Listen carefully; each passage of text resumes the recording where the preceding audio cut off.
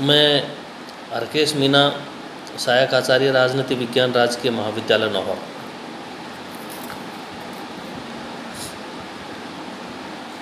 आज हम इस वीडियो में बीए पार्ट 3 में पॉलिटिकल साइंस में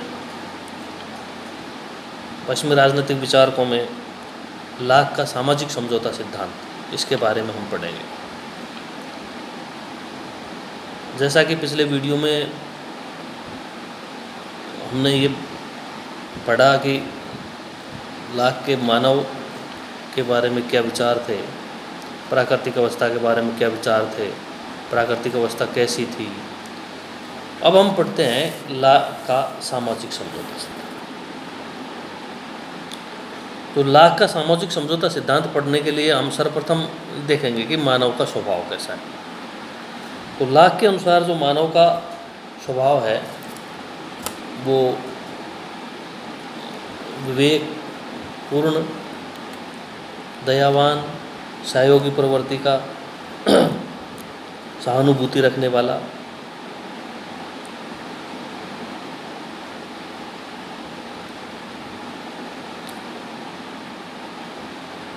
प्राकृतिक अवस्था जो है उसके बारे में हम ये कह सकते हैं, लाक ने ये कहा प्राकृतिक अवस्था के बारे में कि प्राकृतिक अवस्था किसी प्रकार की प्राकृतिक अवस्था में कोई अराजकता की स्थिति नहीं थी। प्राकृतिक अवस्था में सद्भावना, पारस्परिक सहयोग, आत्मरक्षा की व्यवस्था थी और प्राकृतिक अवस्था में प्राकृतिक कानून के अनुसार जीवन चलता था। जैसे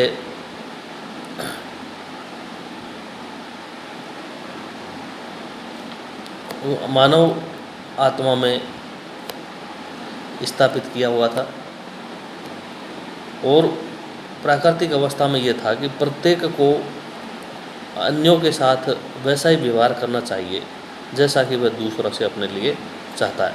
और इस विचारधारा के अनुसार ही तत्कालीन जो है प्राकृतिक अवस्था में शांति, सद्भावनापूर्ण और सहयोगपूर्ण माहौल था। अब जब हम ये देखते हैं कि लाक के अनुसार मानव का स्वभाव अच्छा था, प्राकृतिक अवस्था में भी उसे किसी प्रकार की कोई तकलीफ नहीं थी, शांतिपूर्ण जीवन मनुष्य व्यतीत करता था, तो अब हमारे सामने ये बात आती है कि आखिर ऐसी क्या बात हुई कि जो है लाक को सामाजिक समझौता के अनुसार राज्य की उत्पत्ति करनी पड़ी, या व्यक्तियों को जो है सामाजिक समझौते के अनुसार जो है व्यक्तियों ने राज्य की उत्पत्ति की, क्या कारण था। तो उसमें लाक कहता है कि इस समझौते के 2 कारण थे। मुख्य रूप से इस समझौते के जो कारण थे वो ये थे कि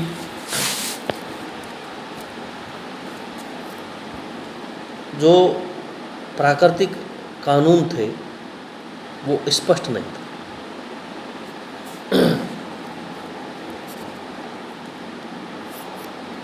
और जब कानून स्पष्ट नहीं थे तो उन कानूनों की स्थिति को लेकर लोगों में भ्रम पैदा होता था, लोगों में परस्पर विवाद उत्पन्न होता था।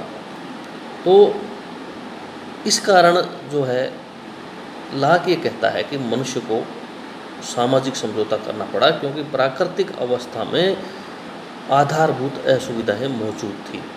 और वो आधारभूत असुविधाएं यही थी कि प्राकृतिक नियम पूर्णतः स्पष्ट नहीं थे, प्राकृतिक नियम स्पष्ट नहीं होने के कारण निष्पक्ष निर्णय देने वाले न्यायाधीशों का अभाव था और इन निर्णयों को या व्यवस्थापिका के द्वारा जो कानून बनाए जाते थे उन कानूनों को लागू करने वाली निश्चित संस्था का अभाव था। तो इस कारण जो है मानव को सामाजिक समझौता करना पड़ा। और सामाजिक समझौते के कारण, सामाजिक समझौते के फलस्वरूप जो है राज्य की उत्पत्ति हुई। अब समझौते की का प्रोसेस क्या था, उसके अनुसार लाक ये मानता है कि दो समझौते हुए। पहला समझौता जिसमें सभी व्यक्ति एकत्रित हुए, उन्होंने आपसी सहमति से ये समझौता किया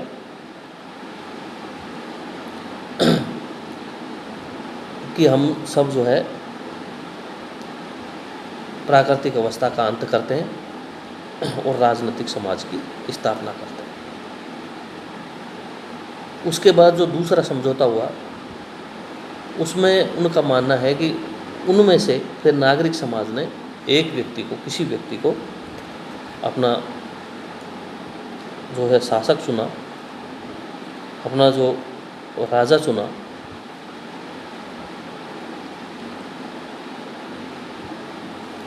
तो उन्होंने मतलब एक एजेंट के रूप में वो उन्होंने शासक की नियुक्ति करी और उस पर उन्होंने ये शर्तें लगाई कि तुम जो है यदि हमारे प्राकृतिक अधिकारों की रक्षा करोगे तो हम आपकी बात मानेंगे और हम आपकी आधीनता स्वीकार करेंगे। तो जो शासक था उसका ये कर्तव्य था कि नागरिकों के प्राकृतिक अधिकारों की रक्षा करना, उनके और प्राकृतिक कानून के अनुसार शासन करना। इस तरह से जो है सामाजिक समझौता हुआ, दूसरा सामाजिक समझौता हुआ।